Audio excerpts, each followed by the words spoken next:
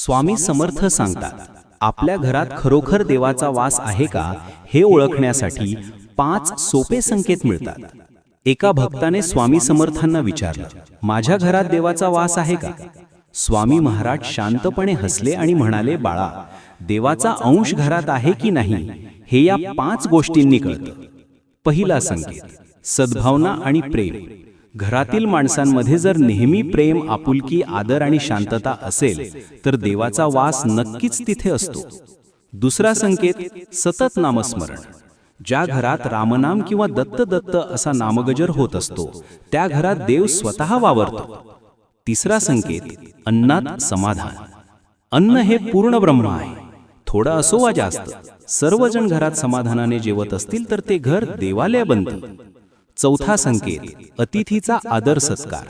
ज्या घरात आलेल्या पाहुण्याला अतिथी देव मानून